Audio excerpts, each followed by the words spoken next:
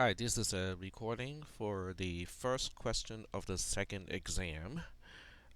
So I'm gonna do this particular question kind of the same way that I would expect you guys to do it.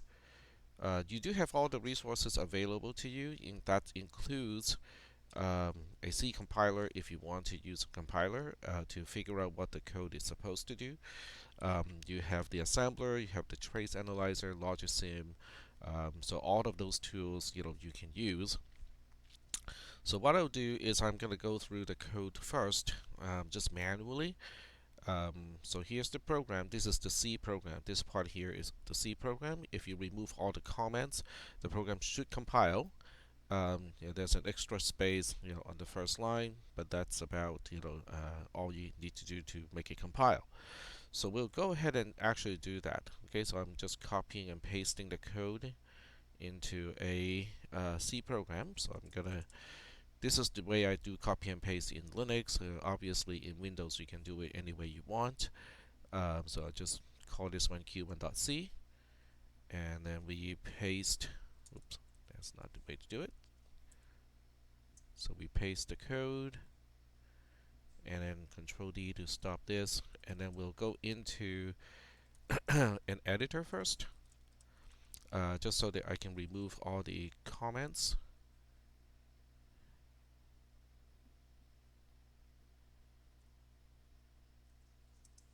There we go. And then pound including I don't know whether the space makes a difference or not. I thought the pound has to be on the first column on the line in order for that to work. So here's the program. It doesn't have any prints, but it's okay because you can put a breakpoint on this line here, which is line 12, in order to figure out what x is supposed to get.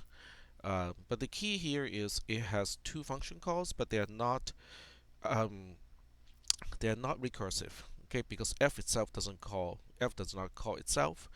So basically, what happens is this has to be the first call, and then whatever value this is returning is going to be the second argument to the second call, and then this is the first argument to the second call, and then here is the second call. So that's basically what this program is testing, to see if you can kind of figure out how to use the returned value of one function to serve as the argument of an argument of another function call.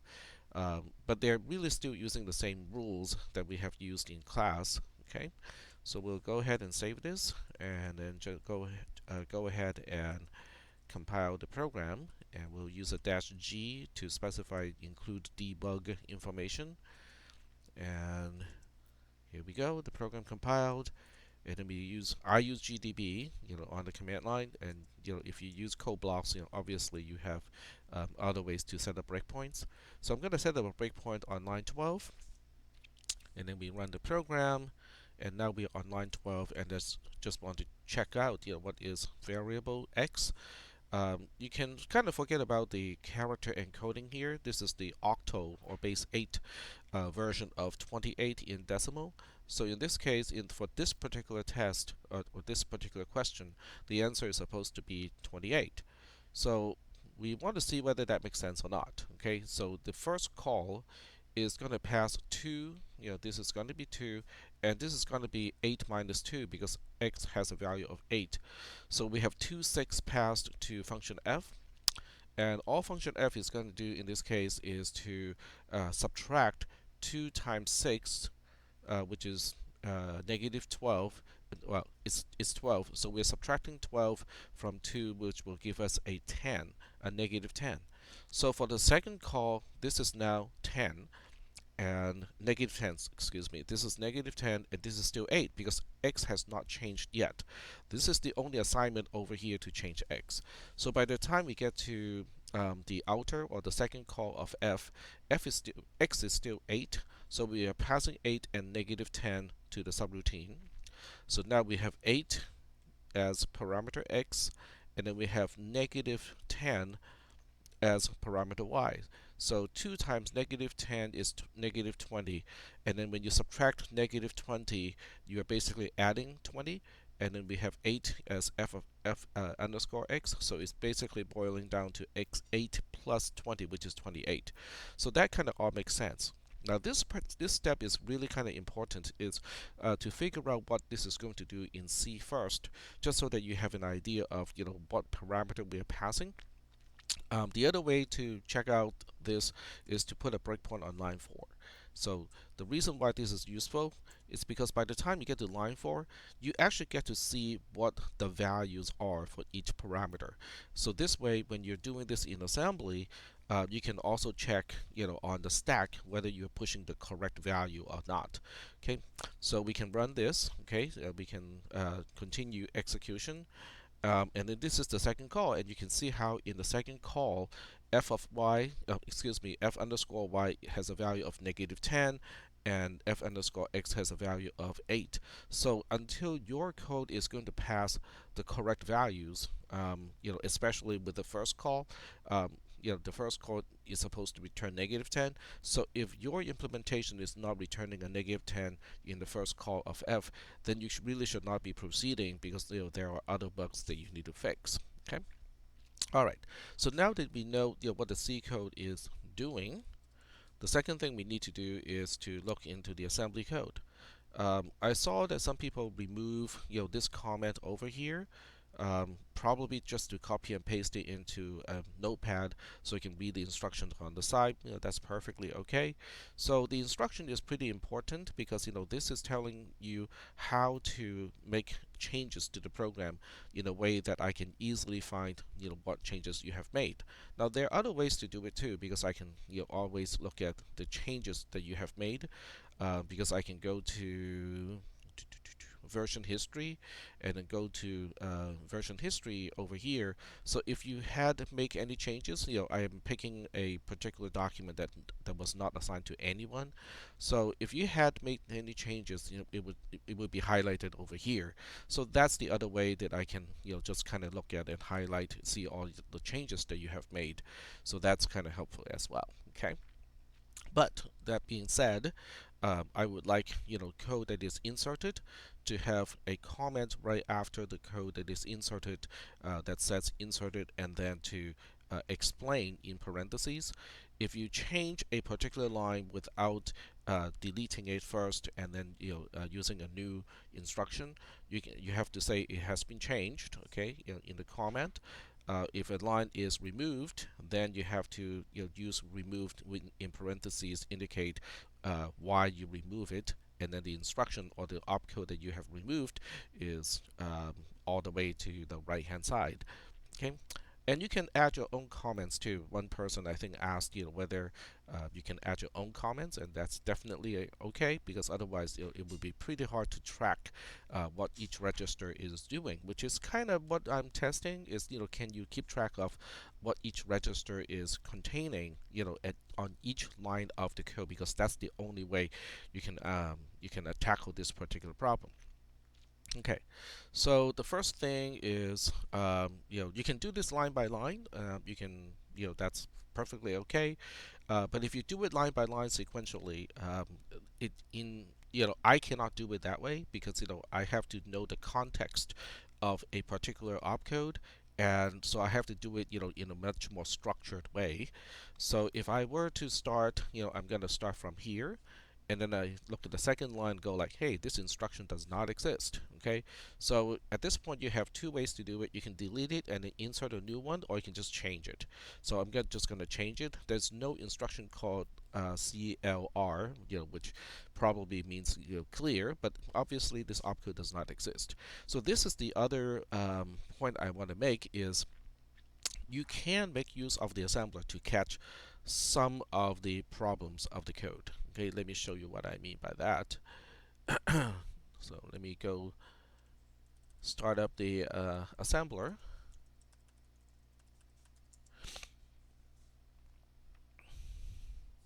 So the assembler will help you catch some of the mistakes, but how you're going to fix that mistake still depends on whether you understand what the code is supposed to do in the first place.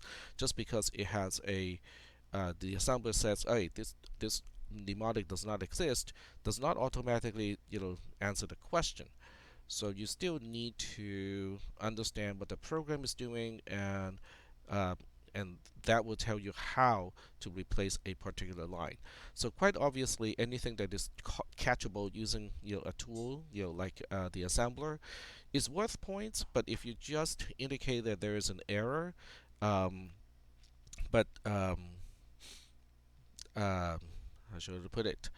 Um, but if the answer does not indicate how to fix the problem, and just the fact that there is a problem, it is not going to worth as many points as just definitely with the fix and an explanation of what is wrong to begin with. And by the way, I fixed the assembler with the this is, I suppose, we have to rename it to RC2 for release candidate 2, because there was a problem with instructions like decrement and increment. So this is now RC2, and I actually fixed that problem. The problem turned out to be something that is not in the assemble tab. It is actually something in the mnemonic tab, which is it surprised me, because I think apparently I made some changes to it that did not make sense. That's why revision control is so important, because just in case I do something not so smart, I have a way to fix it, or detect the problem to begin with. Okay, so we'll go back to the question text here, and you can just do a Control A, Control C, and then go to the assembler, and then just paste it here. Okay.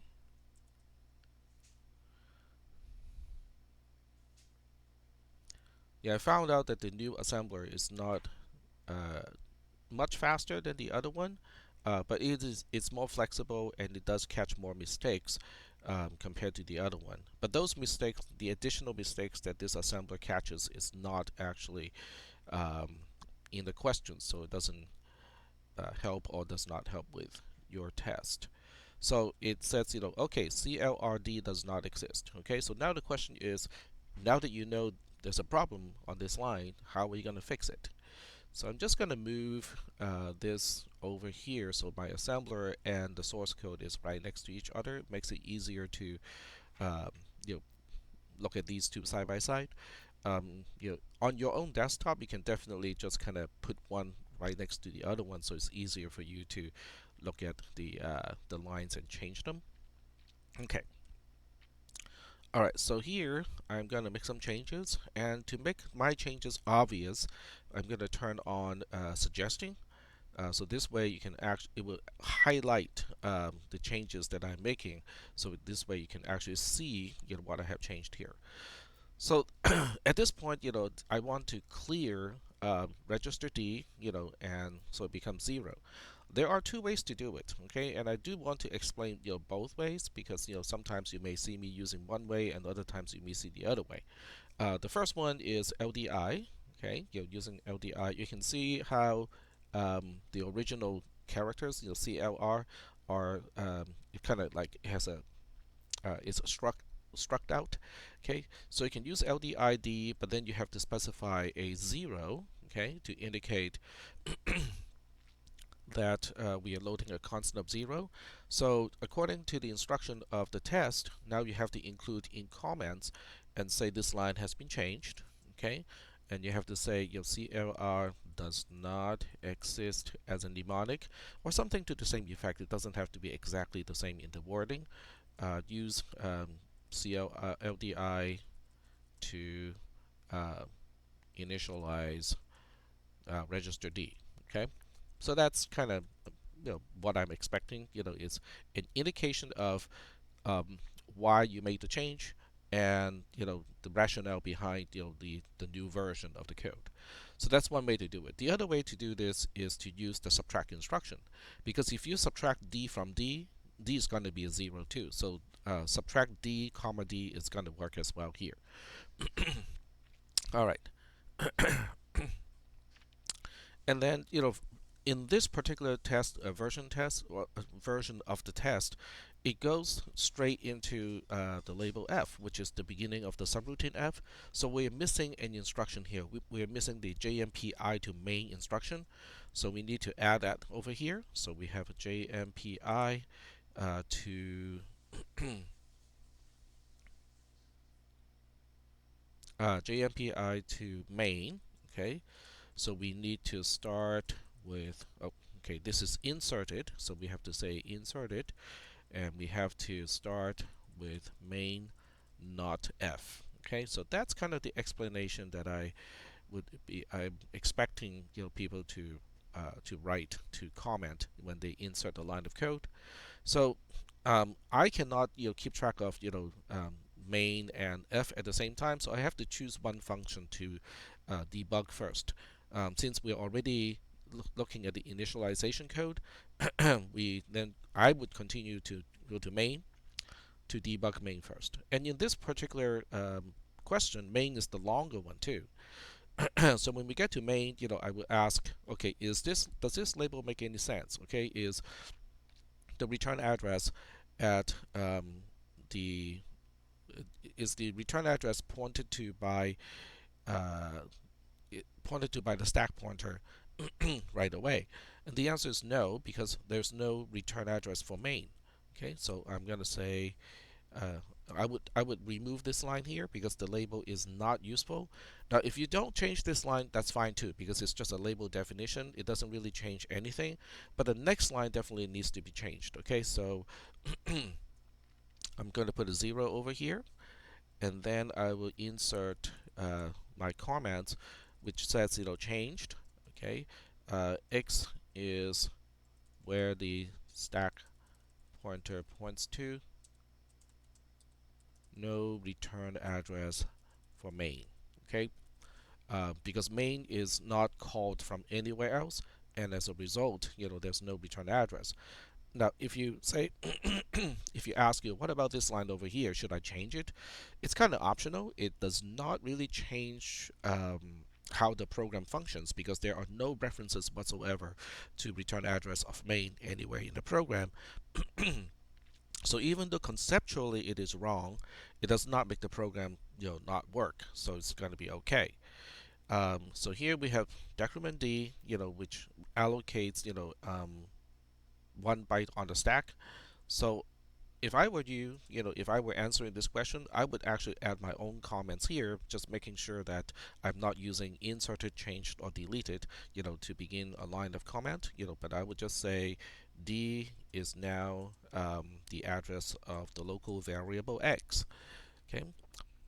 Now, in this instruction, if I go back to the assembler, it would have detected a problem with this. Okay, so let me switch back to the assembler and scroll down a little bit. There we go. So the assembler complains about register X is expected. Okay, somebody during the test asked what is register X and what is register Y. They refer to X and Y in the opcode table. Um, so in the opcode table, it is pretty clear what register X and Y are for each opcode. So in this case, it's complaining about the 8 because ST is not STI. It does not take any immediate. Okay, so you have several options here. Okay, once again, you have to insert a line of code and then change this line. Okay, so now we have to insert a line before this one. Okay, so we'll go here and then say LDI A8, and this line is inserted. Okay, need to hold constant, which is our 8, in a register first. Okay, because you cannot put a constant into a location that the stack pointer points to. Okay, then over here we have changed. Okay, because I'm going to change the 8 to the register that is holding the constant of 8. Okay, so changed, and then we say can only store a register indirect. Okay, there's no store immediate indirect. Okay, so that's why we need to do it like this. All right. So the next line talks about you're loading main into B, okay, which is the offset to where the register is. And the next line over here is a load indirect BB. So we notice there's a problem because main X is the offset from where the stack pointer points to. So this instruction does not have a problem. Okay, there's no problem with LDB main X, and the assembler agrees that there is no problem with that particular line. Okay, and then LDBB does not. Uh, LDBB has a problem because the use of the parentheses. So when we use the wrong syntax, where the parentheses are expected and is missing, and where there should not be any parentheses and there are parentheses, it would complain about the registers. Okay, so the assembler does catch this sort of problem. So we have two problems over here. The first thing is we need to add the stack pointer to B first because that is how we end up with the address of main underscore X. Okay, so this is where we need to say add BD because after this, register B will then have the address of main X. So this is inserted. Okay, need you can explain it as main X only has an offset to local variable X. Need to add the stack pointer to B first. Okay,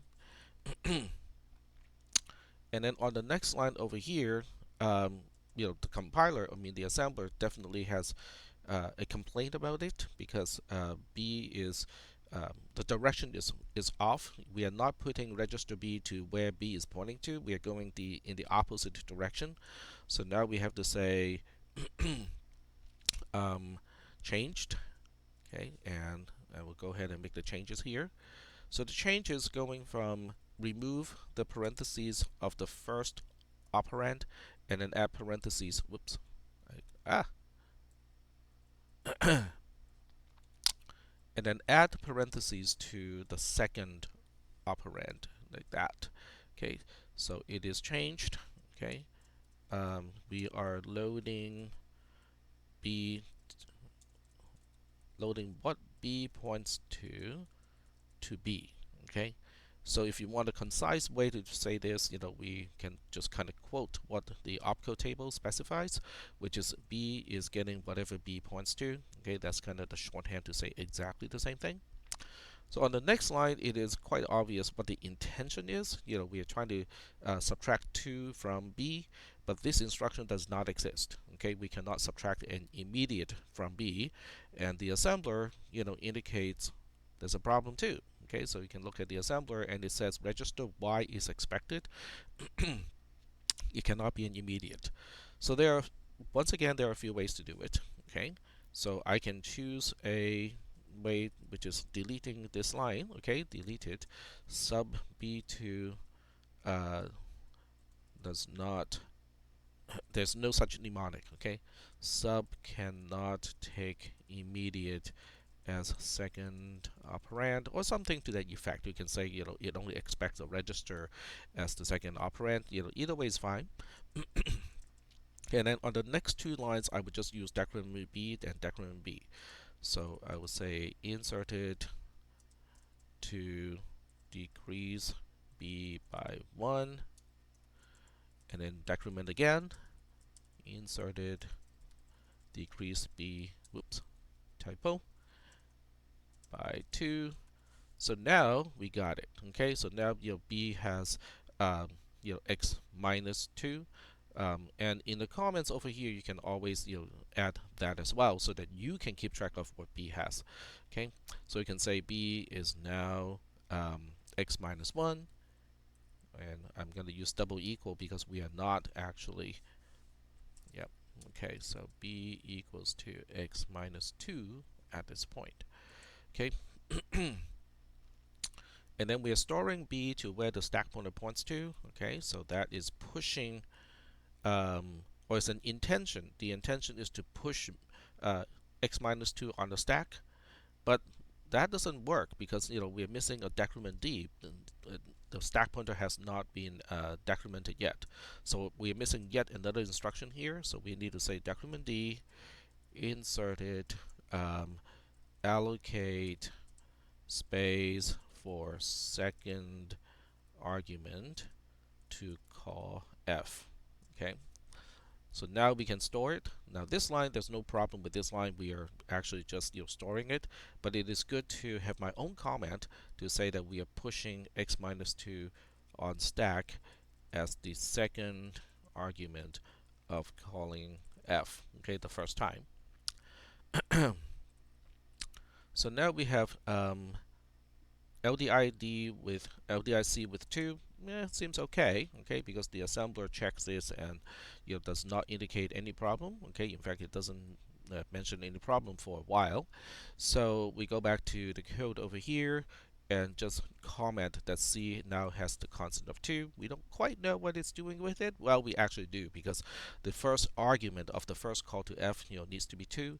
And then we have a decrement over here to allocate space for the first argument to call f. And then we are going to store the constant 2. Okay, so we can say push 2 as first argument to call f. So all of this comment here is not needed. When I'm grading, I would ignore all of that comment, but I need to write this in order to keep track of what the program is doing and what each register is containing. So we are decrementing D again. So we are allocating byte on stack. And now we start to recognize this sequence here. LDIC.5 plus is storing the return address to register C. Okay, so C has the return address from calling F. So now we are pushing the return address on stack. Okay, and then this is continuing to run and continue to execute function f. Okay. All right. So when function f comes back, okay, we got a few things to do. Okay. So decrement D and then store A to D seems to be correct. Okay, because we are pushing the return value of the first call to become the second argument of the second call of the outer call. So we'll just say allocate stack space and push return value this time of the first call of f as second argument to the second call. Okay, but something is amiss, because hey, what about those arguments that are still sitting on the stack right now? We pushed 2 arguments on the stack and they're really still on the stack right now. And so now we need to say we need to decrement D twice. Okay, the first one is to deallocate the first argument, and then the second one, increment. So we deallocating is to use increment. So now we need another increment over here to deallocate the second argument of the first call to F. Okay, so those are all needed. Now, there are several, you can also say, well, since we have increment and then increment and decrement, we can just change the decrement over here to increment. That works too. Okay, so if you want to do it that way, obviously that works as well. So let me but this is more straightforward. Okay, so I'm just shooting for the most straightforward way that follows the template of what we talked about in class as much as possible. Okay. So after we push the first argument on the stack, we need to push, after we push the second argument, which is the return value of the first call to F, then we have to push the first argument to the second call to F, which is really just X itself. Okay, so we are now following the template of A is the offset to X. And then over here we can see that we're trying to push X on the stack using only A. So that doesn't work because A is really just the offset at this point. the next thing we need to do is to add AD, okay, and this is inserted, okay, because it's a change to the original code.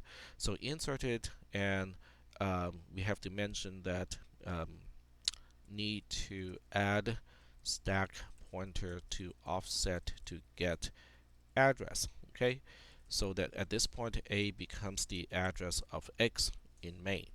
Now you don't have to write as much as I do, but you need to at least get the idea. Okay, tell me why you need that opcode or that instruction. So just adding AD, just add AD without explaining why it is needed is not going to get full credit. Okay, you have to explain why. Okay. Okay, so now that a is the address of x and we want the value of x, so we need another insertion, which is LDAA. Okay, so we have inserted this line. Um, a was okay, and I can use a shorthand, which is the address of x.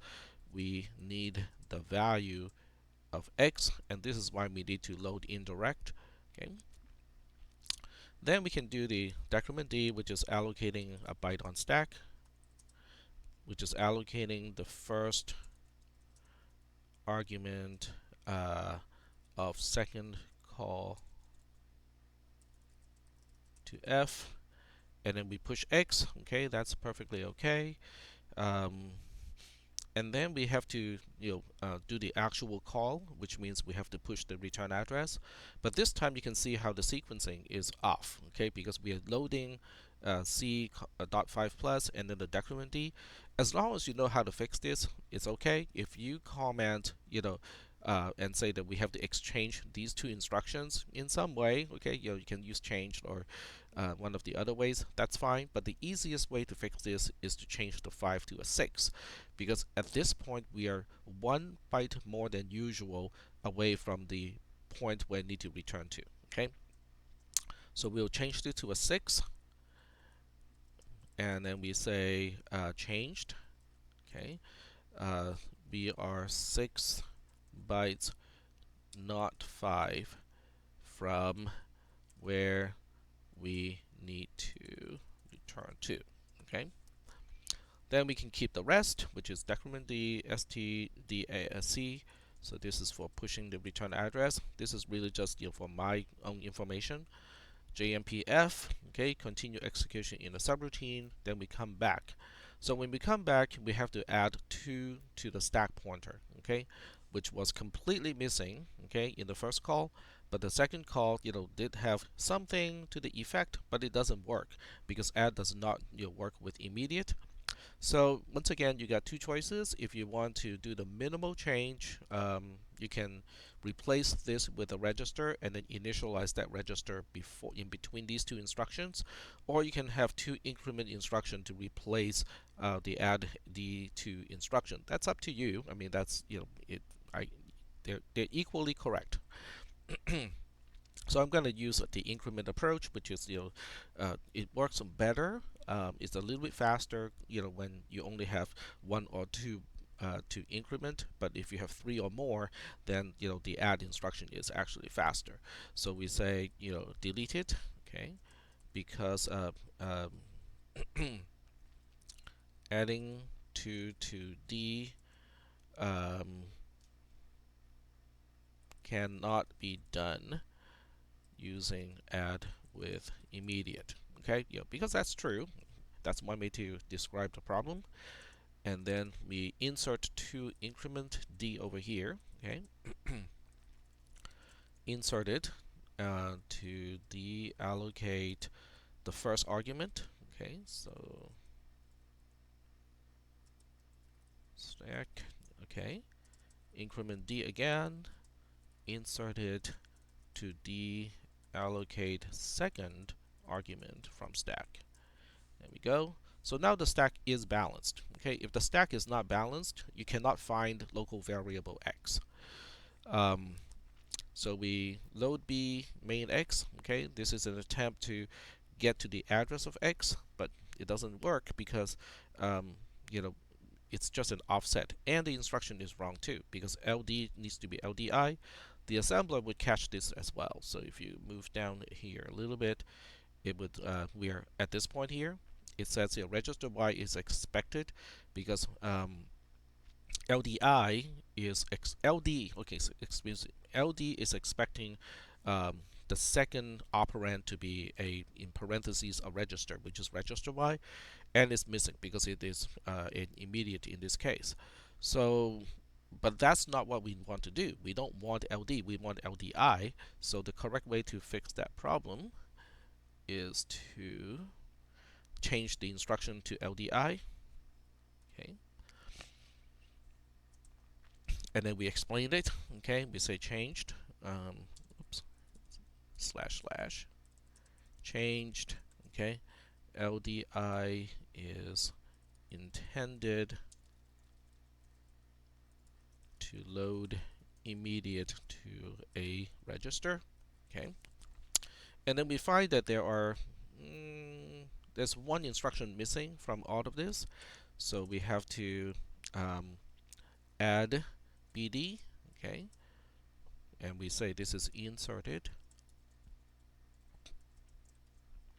Okay, because we want B um, need to add stack pointer to offset to get the address of X. Okay, so now that B has the address for X, the next instruction is also wrong. Okay, so with this one, I'm just gonna replace it. Okay, in other words, I will first remove this one and then replace it with the proper instruction. Okay, so we'll say delete, deleted, and too much to change to store to local variable X, and then we'll replace it with the new instruction, which is the st instruction, the store instruction. So we store to whatever B is pointing to because B has the address of X already, and A has the return value from the second call to function F at this point. So we say inserted, okay, to store the return value of F to local variable X. Okay, so seemingly we are done here. Okay, but we need to balance the stack, okay, which is something that I always do in class. So I'm expecting people to catch this one too. Is we still have the local variable X on the stack when we are supposed to be ending the execution of the entire program. So we need to do an increment D, which is inserted, to deallocate local variable X. And now we are done with main. So once we're done with main, we can go into F and spot problems with F. So with F, the return address is 0 to begin with. That seems to be okay, but the assembler would catch this problem here. Okay, this is not supposed to be an equal sign. It is supposed to be a colon. So we say changed label definition needs a colon, not a single equal. There we go. And then on the next line, it is trying to define the offset to parameter y, but we know the parameter y is the first one and not the second one. So I would just fix the reference over here and fix it to x. Okay, and the reason of that change, okay, changed argument x has a lower address.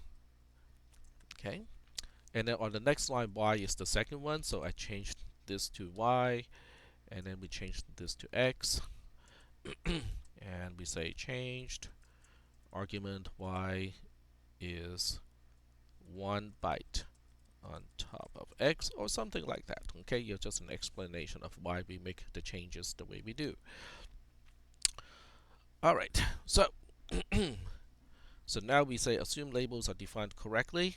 Okay, because well, we just made the correction, but in the in the original question, even without these changes, we basically just say that f underscore x is the offset to x and f underscore y is the offset to y from where the stack pointer points to. Okay, then we need to I need to look back into the C code to find out what f is supposed to do. So we need to compute f of x minus 2 times f of y. Okay. So this code is trying to access x first. Okay. So the way it's trying to do it right now is we are doing an LDIB fx 1 plus. So it's loading f of fx plus 1 into register B, and apparently B is used over here, and we are subtracting B twice from C. So B is supposed to be Y over here. And the way it is done is almost correct. Okay, B should have the value of f of x is not quite right. Okay, because that's actually wrong. Um, and then we also have to flip these two around. If B is supposed to be x and C is supposed to be y. Okay, um, so at this point, you got a few options to fix this code, but however you fix it, okay, you have to indicate how why it works. Okay. um, Now if the comment is to be followed, okay, B is supposed to be have the value of x at this point, then we have to go here and then make some changes. Okay, the first thing is I'm going to remove the 1 plus. Okay, and we just say changed B is offset to f underscore x. Okay. But since it's just an offset, you have to add BD. Okay, and this is inserted. B is address, or ampersand f underscore x, and then we have to do a LD instruction, LDBB. Okay, inserted. B is now f underscore x. Okay. Now we want to deal with the subtrahend. The subtrahend is um, in register C. Um, so the question now is, how do we get to register C? Okay, so without changing all of this code first, because this is actually correct, we'll try to figure out what it's trying to do. Okay, C is now the same as D, which is the address of the return address on the stack. Once we increment C, C is now D plus 1, which is the address of fx. And if we increment it one more time, C is now D plus 2, which is the address of f of y. So that is actually correct. Okay, we actually got to y, using this method. So now we say C equals to um, y as f of y, because we just dereferenced the address of y. So C is now actually the value of f underscore y. So everything actually works at this point, except we got the subtraction in the opposite order. We're supposed to subtract we're supposed to subtract 2 times f y from fx, and this is completely opposite, so we have to flip the order over here. So we'll replace, okay, you can replace it one character at a time or replace the whole thing. But we need to replace this so that we are subtracting C from B. Okay, so we say changed B has f of x, C has f of y. So that's why we have to do it like this. Okay, so now after this operation, B is f underscore x minus f underscore y, and then we have to do it one more time, but this time we have to continue with that change. Okay, because otherwise it's in the opposite order. So we say changed B has f of x minus f of y at this point, C has f of y, and then after the operation, B should equal to f of x minus 2 of f of y, which is 2 times f of y. And then we are missing something here as well. Okay, the um, because the return value is supposed to be in register A, so we have to remember to move it into register A. Okay, so we have to do a CPR AB. Okay, copy to register A. Okay, we say inserted, forgot about that. So we say inserted. Okay, copy to register A, which is supposed to store the return value. There we go. Alright, so the next three instructions are supposed to be the return sequence, and the assembler catches some of those mistakes in this case, because the first thing is the assembler complains about register Y is expected. Okay, and we look at this code and go like, okay, that doesn't look right, because LD needs to have an indirect for the second operand. So we'll go ahead and change this. Okay, we insert the parentheses, and then we say this line has been changed. Okay, the second operand needs parentheses. Okay, for indirect. Increment D is correct, okay, because we are deallocating the return address. Okay, so this is really just comments for myself, and then the third line is wrong too. Okay, because JMPIB is an immediate. Okay, so we have to remove the I, and then we have to now say changed because we need to jump based on register, not immediate. There we go. And for some reason, the assembler did not catch this one as a mistake, which is kind of surprising because considering that it's using B as a label, it should have complained. So let me look at the assemble tab. Oh no, the assemble tab is all wrong too. I thought I fixed the assembler. Okay. But you guys did not have a chance to use this one. Instead, you were using the other one. So let me go back to the other one, because this one obviously did not work. Okay, so we'll go back and use the one that you are supposed to use, which is the original one. So we'll use processor and go to assembler.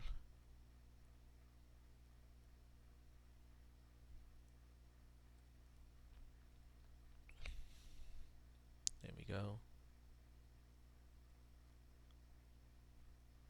Alright, so now let's go ahead and copy and paste this code. Copy and paste.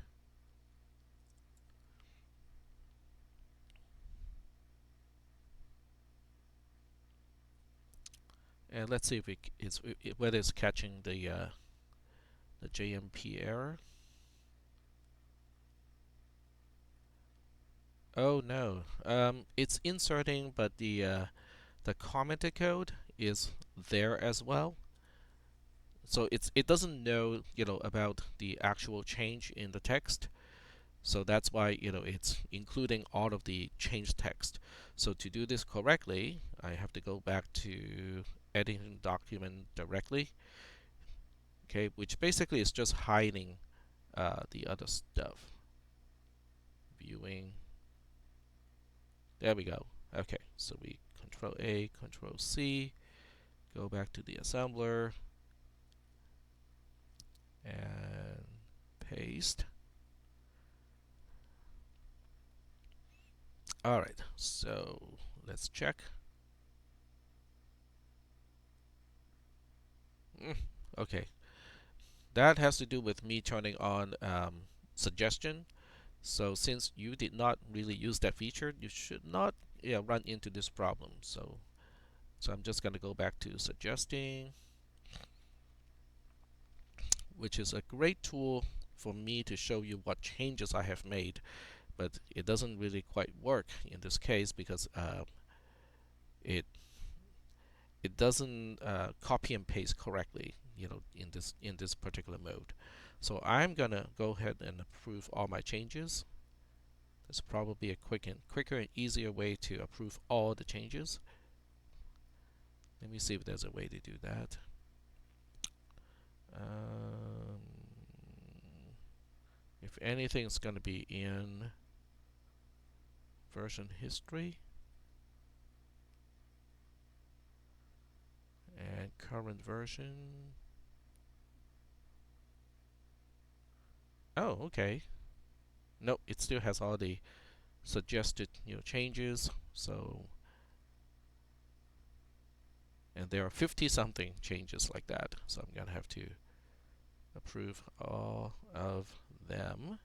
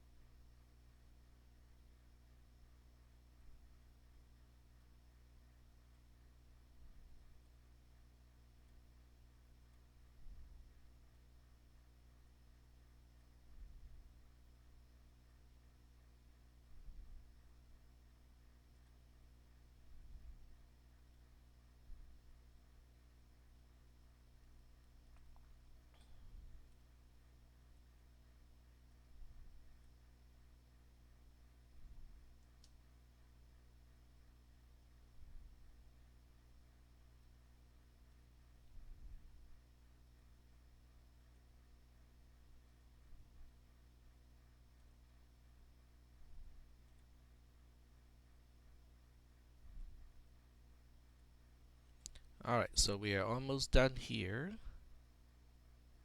There we go. Alright, so let's try that one more time. Control A, Control C. Go to the assembler. Remove all the lines first, and then paste again.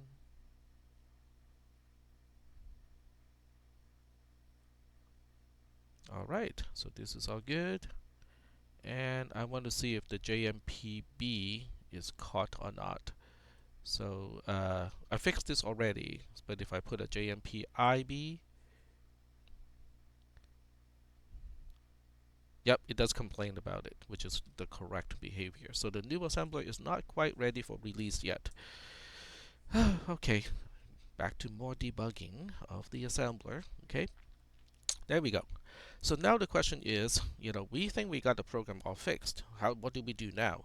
Now, obviously, if you're running out of time, you should just leave it as is, because otherwise you're spending too much time on one single question and you won't have enough time for the other questions.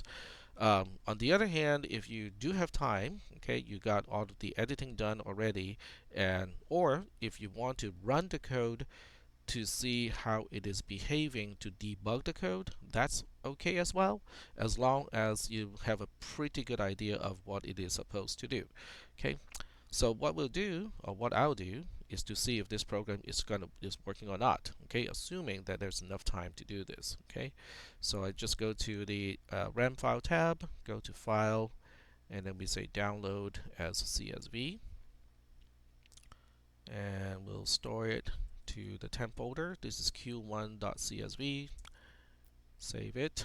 Okay, and then I'm just gonna go to history and look for a command line that is close to what I need to do.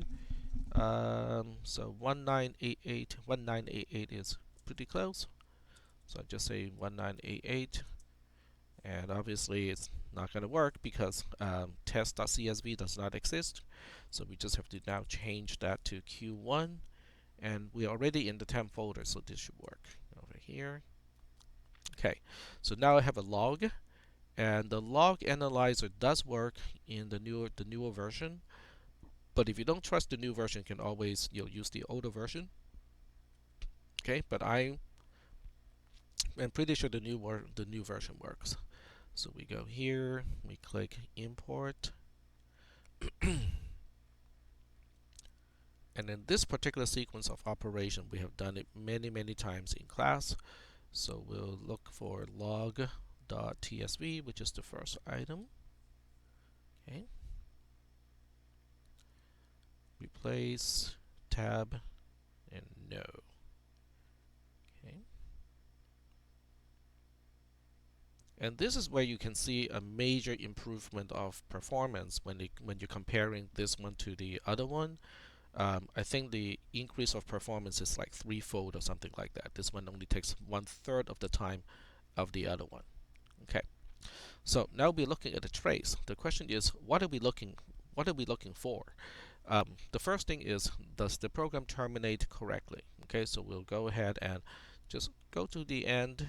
You can always look for the address of the halt instruction in column A, and that will tell you, where it is. So we look at this part over here, and the stack pointer did get back to 0, so it is fully balanced. And we only store a 10 into local variable x. So that is not right. Okay, so I have not fully debugged the program yet. And that 0A is coming from register A, and that register A is over here because we are changing register A based on register B. So register B only has a value of 10, so we are subtracting 10 from 10 from 0. Okay, so register C is being subtracted from register B, and register C has a value of F6, and F6 is -10. Um, so we got a problem because register B is supposed to be F underscore X, which is supposed to be 8, but it is not. Okay, so we know that when we load the value into register B, we didn't do it correctly, and that is at location F underscore Y is correct. Okay, it's supposed to be -10. So we go to 0E, location 0E, location 0F. Those are the two locations that basically starts the problem. So we go to the assembler, go to the assemble tab. The assemble tab gives you more information than all of the other tabs. And oh, actually the other assembler may be working because I was looking at the wrong place. Okay, so anyway, I'm going to use the one that you had access to, so it's the same one as this one.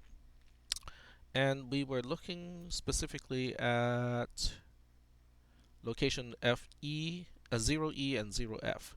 So 0E is over here, and okay, so B already has a value preloaded into it, which is presumably F underscore X, and that should be done over here at location 09. So I look at the trace, go up a little bit to look at whether we got the right value into register B.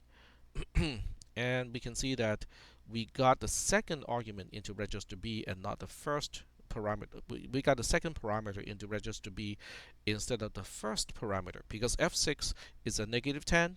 That's coming from 2's complement and all the discussion of signed integer representation. So we did not really get B initialized correctly. Okay, so now we go back to the question, and then we look up that line of code in function f, and then we ask, okay, what did we do wrong over here?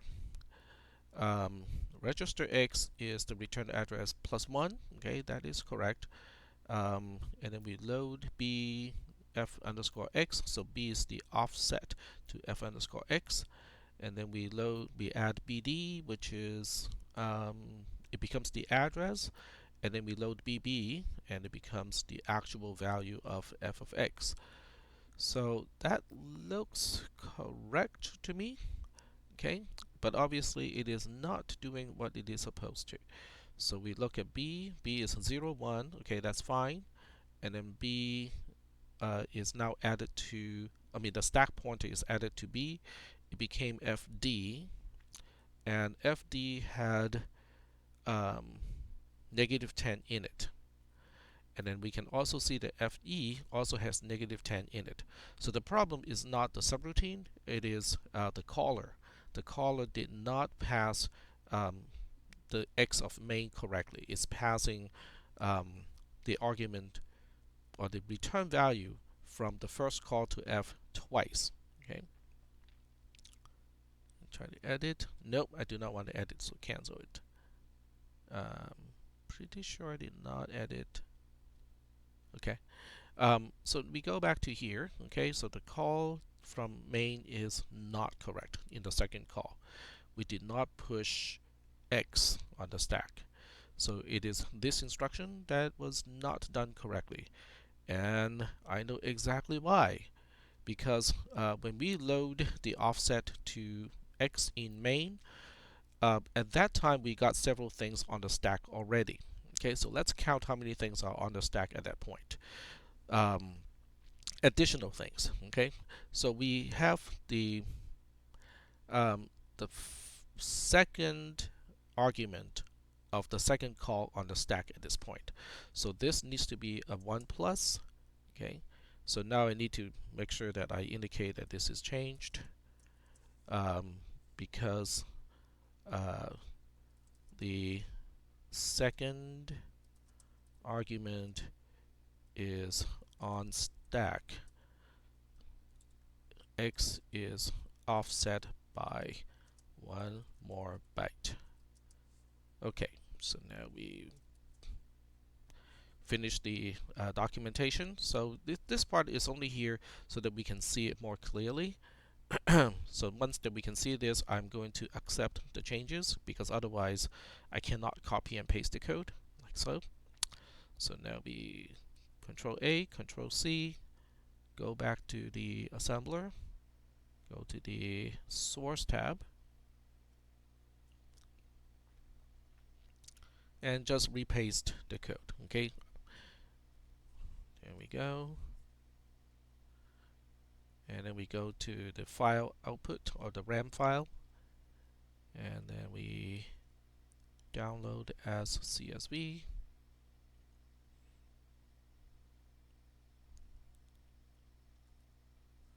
We'll call it q1.csv again, and then we can reuse the command line that we already had. We run the code, go back to trace, and go to sheet 1 and import, upload log.tsv, replace tab and specify no.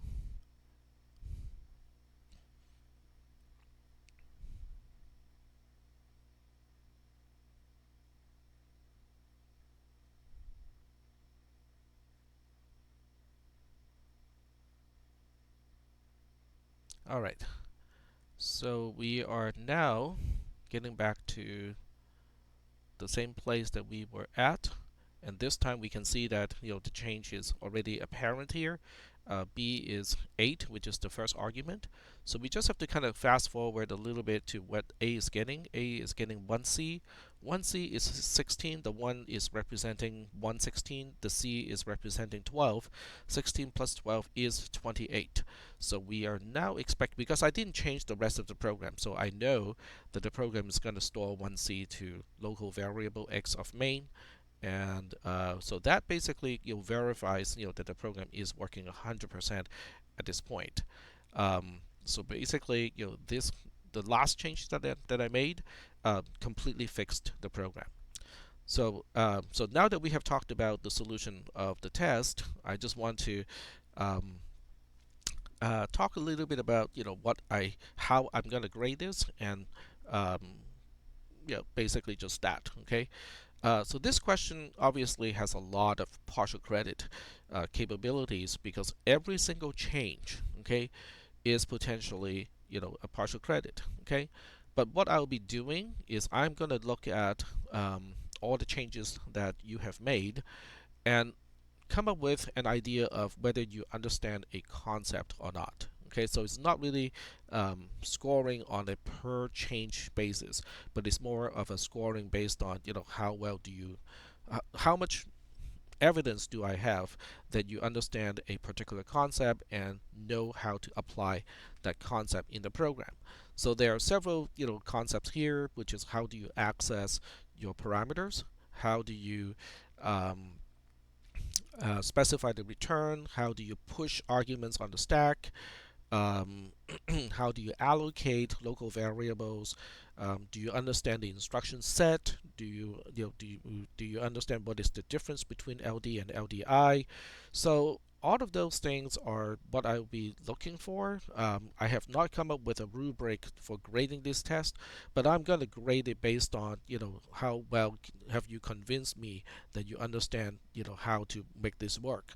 Okay, everything from the syntax of the mnemonics, the meaning of each opcode, all the way to the high level concepts of arguments, parameters, return address, how to call, how to return, um, what do you do to push arguments. Do you know that once you have pushed something on the stack, the offset to other things, to everything, is now off by 1? Okay, so all of those are the concepts that I will be looking for when I do the grading. So the um, grade assignment, which is A, B, C, D, F, which is 100%, 75, 50, 25, and 0%, is based on do you, okay, 100% means you caught everything, okay, which is, well, that's pretty good, okay. um, 75% is basically saying, okay, you didn't quite catch everything, but you have convinced me that you know what you need to do, and it's just a careless mistake or an oversight, okay, that made it so that you did not quite catch everything. But all the things that you do catch, you caught correctly, and your correction is correct as well. You just missed a few items. 50% is saying, it's kind of a marginal demonstration of the understanding of the concepts.